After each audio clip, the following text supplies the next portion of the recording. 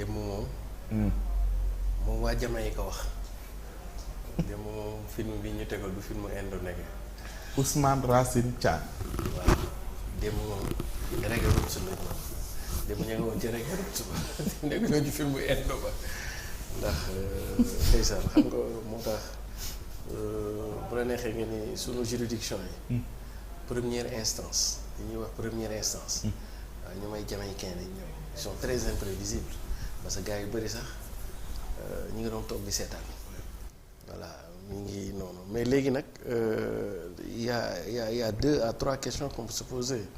Est-ce que léegi état bi pas état direction générale des élections dafay def comme na mu defoon ou bien cette fois-ci dana xam un peu raison garder parce que dama jàpp ni ce qui a un tout petit peu évolué dans la décision de justice le principe de la décision reste le même la justice estime que radiation bi jaarul yoon effectivement mais là où la dernière décision est allée peut-être beaucoup plus loin que la première décision c'est-à-dire que moom dafa ordonné sax dugg pleinement dans la matière électorale Cheikh Omar mi ngi ko doon expliquer léegi xam naa dina ci ñëwaat après ba léegi fi mu toll nii nag moom sama problème rek mooy DGE su fekkee dafa bëgg a bañ lan la koy laytaalee est-ce que sëru dënk lay indi est-ce que rabal lay indi malikaan Popeline man daal DGE ñu ngi xaar ba lundi ba mu war a motiver parce que l'administration est tenue de motiver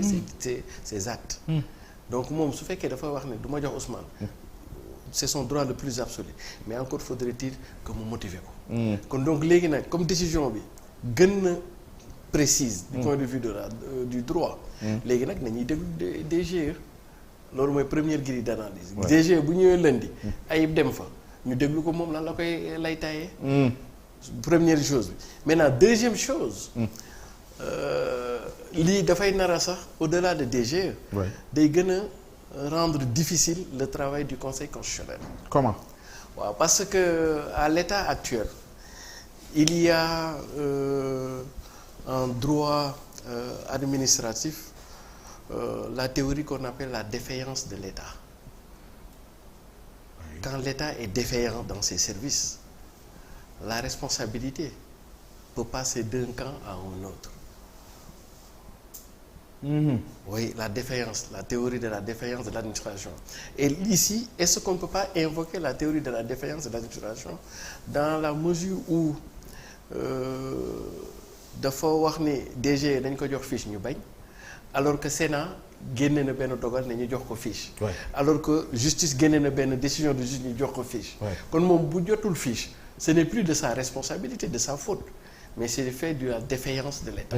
La théorie de la défaillance. Même chose aussi dañu koy am ci affaire CDC parce que jot na reçu.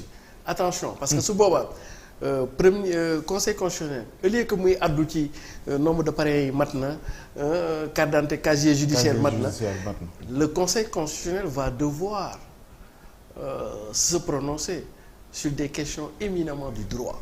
Éminemment du droit. Ah oui su fekkee Ousmane daa ñëw dajale ay kayitam dajale indi récépissé bi ko gars yi jox reçu quittance bi ñu ko jox dem dajale ay fiche u député dem dajale ay dossier bi ñëw mais conseil constitutionnel balaa mu ci addu dans la matérialité des choses mais il faut mu addu ci sur le plan juridique parce que mën na wax Ousmane mais yow ana sa fiche bi ñuy joxe parrainage Ousmane invoqué la théorie daf ko koy laaj wala day ñëw rek non bu ko classé parce que ko xoolee nii rek moom li muy apprécier mooy neuf éléments yi ci war a nekk est-ce que ma nga ca mais xam nga bu ci benn manqué rek mooy non en fait du mécanique noonu parce que le conseil constitutionnel a des larges pouvoirs d'interprétation du ay comme juridiction de première instance yi nga xam ni on va être seulement sur le fait le conseil constitutionnel va être à la fois sur le fait et le droit et il peut même aller au-delà du droit textuel pour aller invoquer la jurisprudence. Et c'est ça qui est important parce que le juge du conseil constitutionnel le conseil constitutionnel ce n'est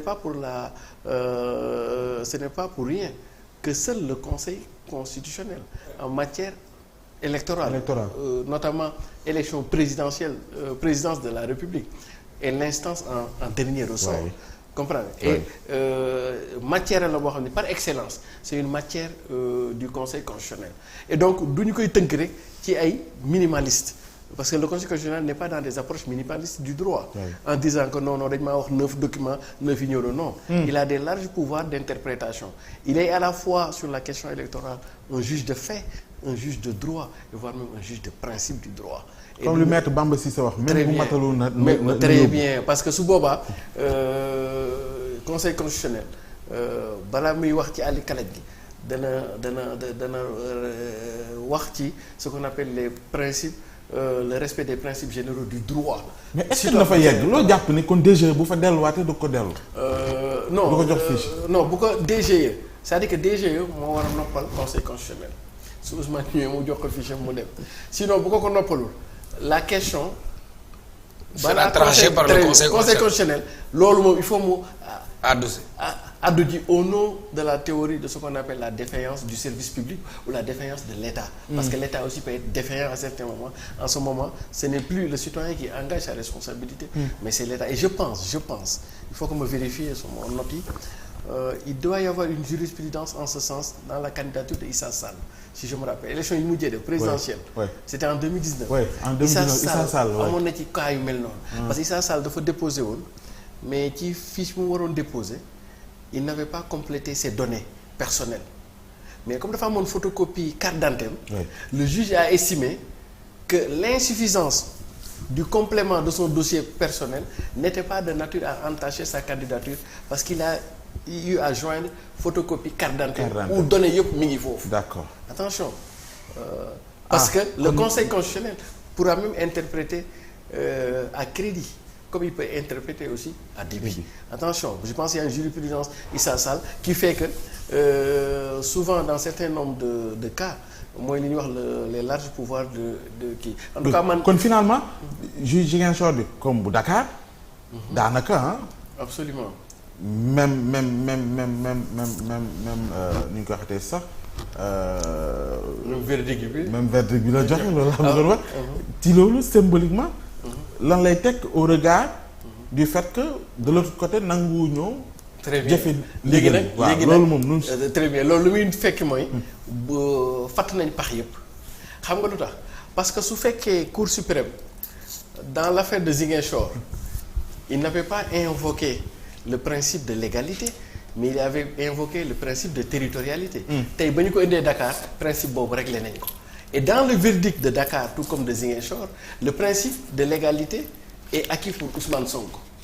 Est-ce que le problème de territorialité réglé nañ ko léegi parce que juge bi ne woon na naam bu fekkee sax li ngeen wax dëgg la mais waruñu ko woon a àtte Ziguinchor Dakar nañ ko waroon a àtte ñu àtte ko Dakar léegi nag principe territorialité boobu réglé nañ ko kon donc léegi xanaa ñu dem àllaxira àtte jógo fi nga am na juridiction te àllaxira yaakaar maa ne juridiction kon donc le principe de légalité étant réglé le principe de territorialité étant réglé je ne sais pas par quel paxum kaña la DG mën na fa jàlle ba bëgg a bañ oui mais Cheikh Oumar de l'autre côté gars yi annoncé nañu ne dinañu pourvoir mooy avocat wu état bu Sénégal boole ko communiqué boo xam sax ca fin ba la ñu xamle mooy Ousmane Sonko moom day des di ñàkk a nekk ci liste bi ba keroog décision définitive bu naan waaw ma nga ca wala newu ca malgré ba décision bi moom jot nañ ci moom.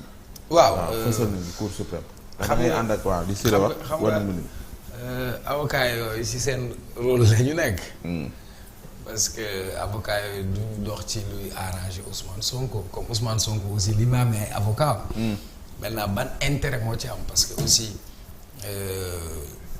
bu avocat bu nekk da nga am un intérêt bi mooy nga gagner la bataille juridique donc ñoom seen intérêt mooy ñu gagner la bataille juridique et là sooy xool dafay nekk une course contre la montre plus le temps dure le temps ne joue pas en faveur de Ousmane Sonko. Et tey sooy xool genre système lañ mettre en dilatoire pour gagner du temps. Et temps boobu plus muy continuer ça ne jouera pas en faveur de Ousmane Sonko. parce que Siré moom la koy wax décision bi génn na altine mu këlee demee pour laaj ay fiches de parrainage am ñoom ñu jàpp ni dañuy interjeter appel pour dem cassation. su week-end balaa muy décider dina dérouler daanaka fukki fan.